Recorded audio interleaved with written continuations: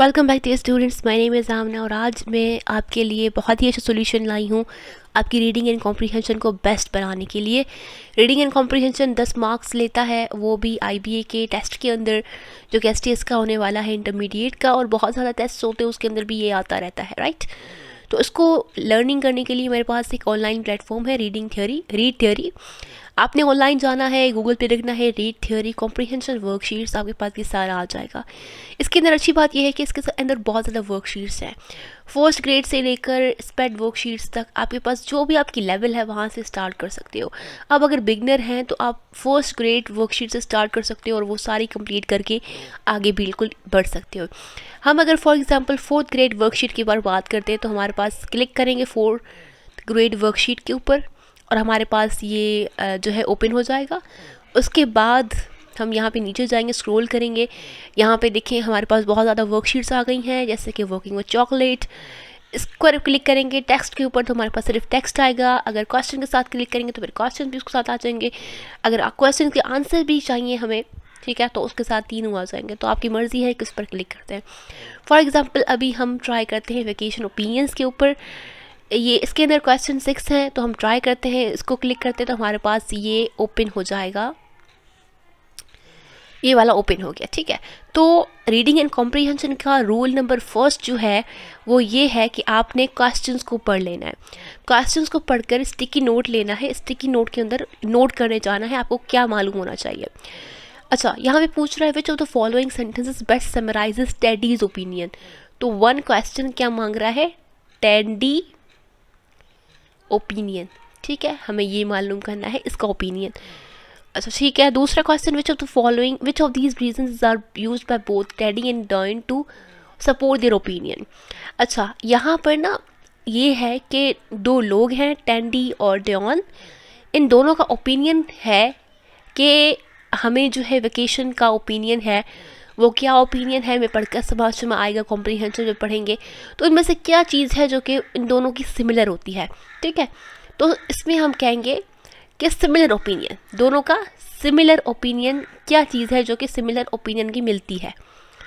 Number 3 का देख लेते हैं, क्वेश्चन 3 के according to Teddy what is pretty at the beach. Beach के ऊपर जो प्रीटी चीज़ होती है वो क्या होती है, सबसे अच्छी चीज़। तो टेडी के हिसाब से प्रीटी थिंग क्या है बीच के ऊपर। क्वेश्चन नंबर 4 है हमारे पास, पॉपुलेटेड का मतलब क्या है डायोन के हिसाब से, is use by Dion the word populated most nearly means. तो हम पॉपुलेटेड को लिखेंगे पॉपुलेटेड और क्वेश्चन मार्क्स करेंगे, हमें पता नहीं है, मालूम करना है। Teddy and Dion are most likely supporting to which of these question हमें मालूम करना है कि कौन से क्वेश्चन का ये आंसर दे रहे हैं थ्रू आउट द कॉम्प्रिहेंशन। तो let's now it's time to read the comprehension. जब हमारे पास सारे क्वेश्चंस आ गए हैं तो पहले हम टेडी का ओपिनियन पढ़ते हैं, the beach is the best place to take a vacation. ये कह रहे हैं कि ओपिनियन दे रहे हैं कि बीच के बारे में, यही बहुत ही अच्छी जगह है वेकेशन के लिए। At the beach there are many things to do, people can go swimming in the beach, in the ocean, walk along the shore or play in the sand. There are lots of kids to play with at the beach. The scenery there is also very beautiful. The brown sand and the crystal blue water are very pretty. Sometimes you can even see dolphins jumping on this horizon. It is also nice to listen to waves crashing on the shore. That is what it is so great about the beach.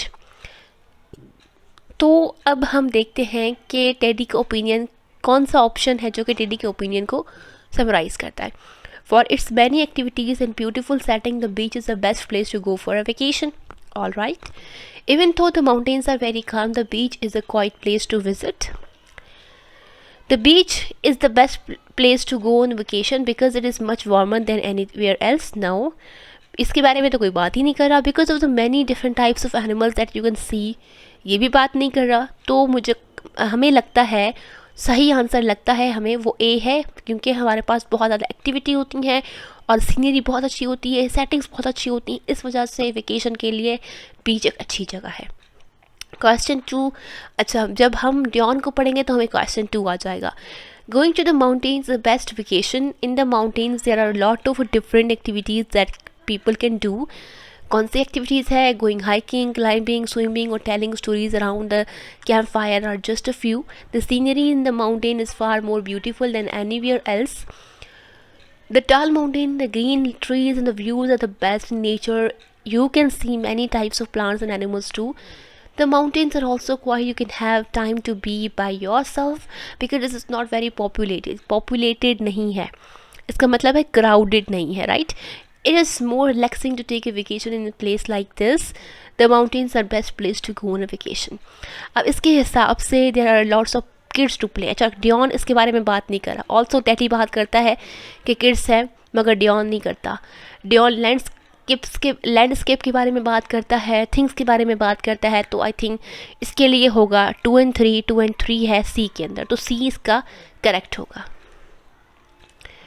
अच्छा, teddy के बारे में क्या कहता है वो आपने line पढ़ी होगी. ये दो चीज़ों के बारे में बात करता है, brown sand and crystal blue water के बारे में. तो 1 and 2 बी ऑप्शन, इसका बी ऑप्शन सही है. 4 पॉपुलेटेड है तो क्राउडेड मतलब वहाँ पे नॉइज़ नहीं है, क्राउडेड है, काम है. Teddy and Dion are most likely responding to which of this question. किसके बारे में बात कर रहे हैं? Why would someone want to vacation in the mountain? No. Where do you want to live when you grow up and why? No. इसके बारे में बात नहीं कर रहे. What is the best place to take a vacation and why? No.